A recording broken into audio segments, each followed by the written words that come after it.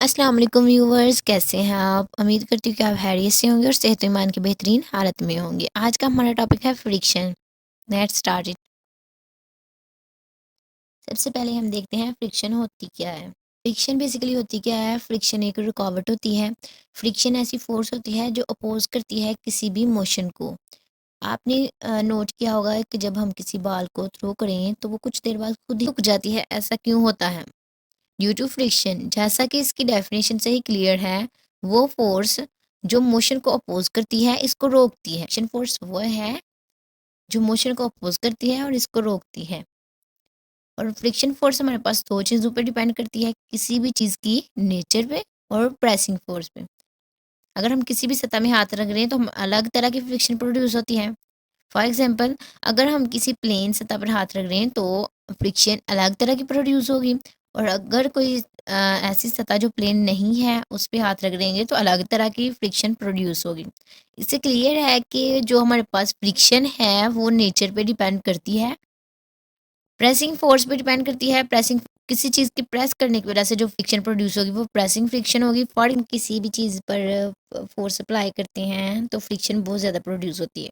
For example, जब हम अपने हाथों को आपस में रगड़ते हैं तो फ्रिक्शन प्रोड्यूस होगी। The force that opposes the motion of moving object is called friction. Friction is a force that comes into action as soon as a body is pushed or pulled over a surface. The force of friction between two bodies depend upon many factors such as nature of two surfaces in contact and the pressing force between them.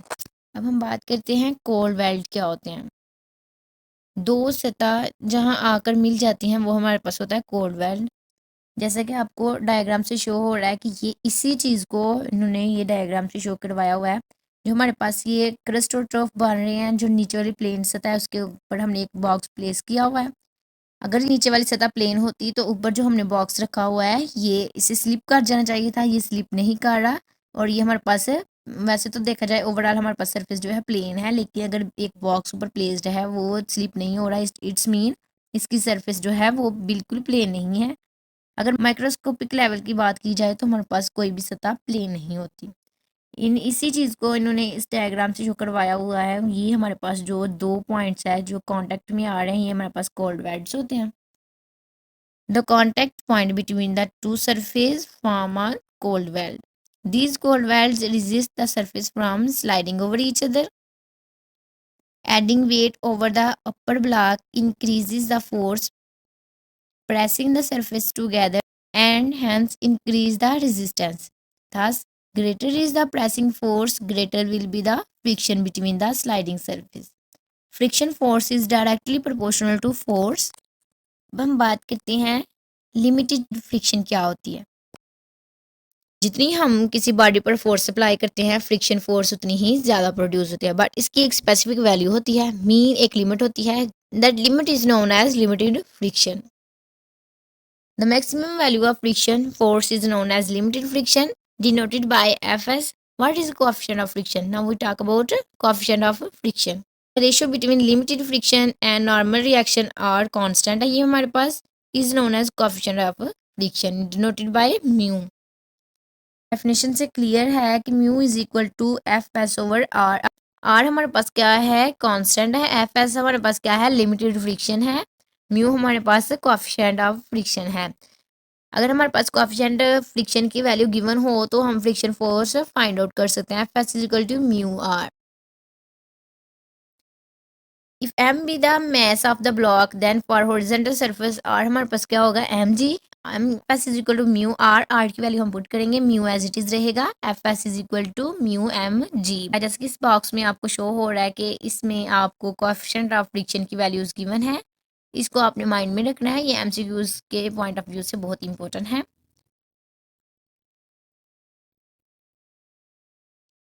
Uses of friction in daily life. Friction is super useful in our daily lives. It helps us walking without sleeping, stop our cars safely. We talk about rolling and sliding friction. What is rolling friction? The friction produced by rolling an object over the other surface is called rolling friction. What is sliding friction?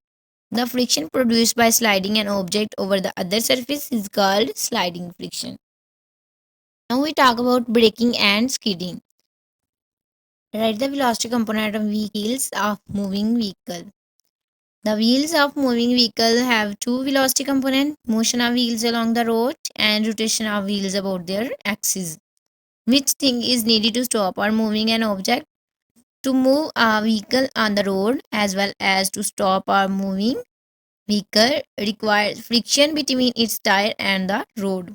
What happens if we stop a car quickly, or what is needed to stop a car quickly? To stop a car, a large force of friction between the tires and the road is needed, but there is a limit to this force of friction that tires can provide. अब हम बात करते हैं advantage और disadvantages क्या हैं friction के।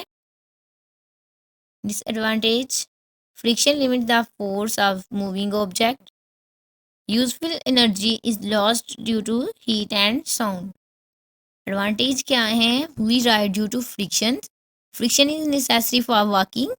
Swimmers need water resistance for swimming. Birds cannot fly if there is no air resistance.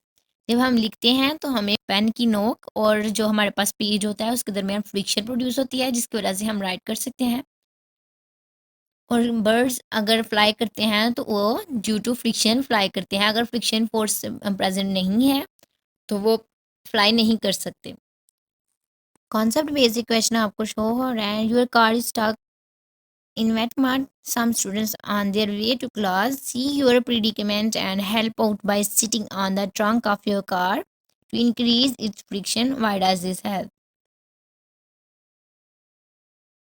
अगर आपकी गाड़ी मड में धंस जाती है तो आपके फेलोज जो सामने से देख रहे हैं कि आप मुसीबत में आपकी हेल्प के लिए आते हैं, वो आपकी ट्रंक गाड़ी की ट्रंक में मींस आपकी गाड़ी की डिग्गी में वो बैठ जाते हैं टू इंक्रीज इट्स फ्रिक्शन। इसका आंसर क्या होगा? Wet mud, friction of surface decreases and tyre of car slip in mud. Muddy surface में हमारे पास फ्रिक्शन फोर्स बहुत ही लेस होती है, so that's why our tyres of car slipped. To move forward, we have to increase friction between tire and muddy surface. We can do so by increasing the weight in the car that increase the normal force. By increasing normal force, friction also increases. जैसा कि हमने पहले भी पढ़ा है कि force directly proportional है friction force के and represent normal force Fs friction force is equal to normal force. Hope so आज का लेक्चर आपको अच्छे से क्लियर हो गया होगा। अगर कोई कन्फ्यूजन हो तो आप कमेंट सेक्शन में पूछ सकते हैं। ओके, थैंक यू, अल्लाह हाफिज़।